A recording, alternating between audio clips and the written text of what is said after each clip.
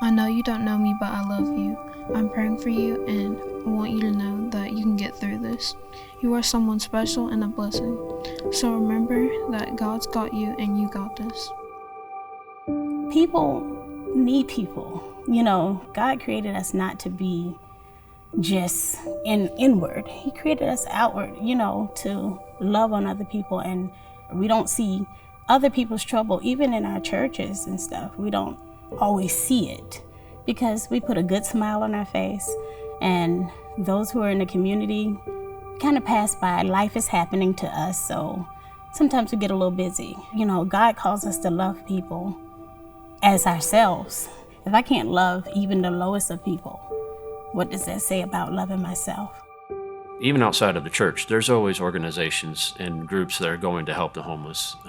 And as much as I would like to be able to be a part of it, I make excuses. So I got involved with Lizzy's Pocket Change from a mission trip that I had taken with the church to Williamsburg, Kentucky. One of our objectives there was to help at a homeless shelter. And I took for granted that that same level of poverty and need that's there is also here. It's just that it's more familiar here. When I came back and was talking to Carol about it, she had mentioned to me that Carla had a homeless ministry.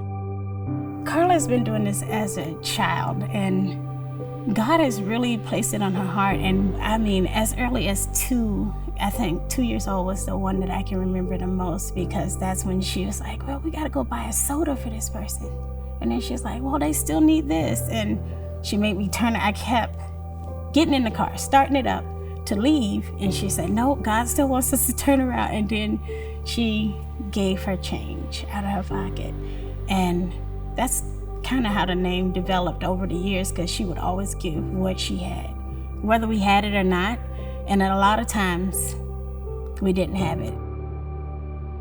God has called me to help people, and He wants me to talk about God, but it's not easy for me to do because I know sometimes people won't take it the right way, or it's just hard for me to talk to people in general. But as long as I help in some way, I feel like I'm doing what He's asked me to do. Lizzy's Pocket Change Ministry is something where we fill up bags with necessities and everything that they need, with food and waters, change, and give them out to people in need. And we try to get to know people and write personal messages so that they know that somebody out there cares about them.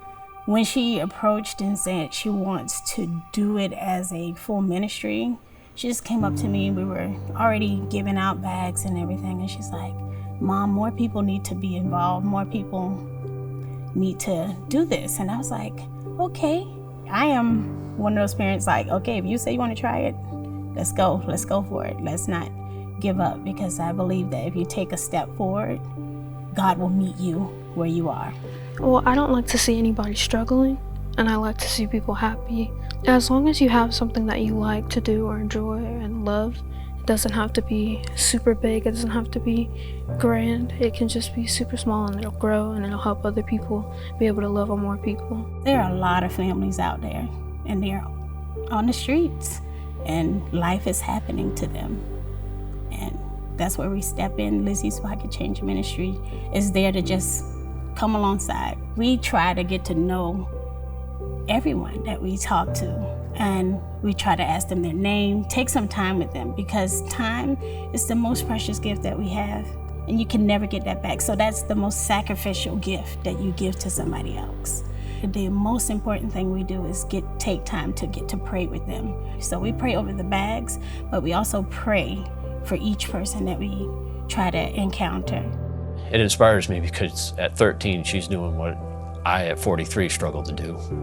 And that is, her heart is for the people. And not only just to say that she would like to help, but she actually did it.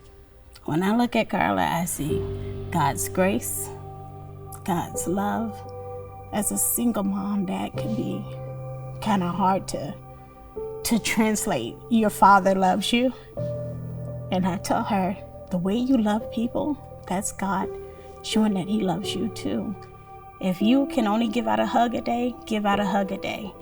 If you can sit by somebody that just looks like, even if you don't say a word to them, your presence can and will make a difference in somebody else's life. There is nothing too small for you to get started. and you can encourage and change somebody's life. You may never get to see it, but they will love on somebody else.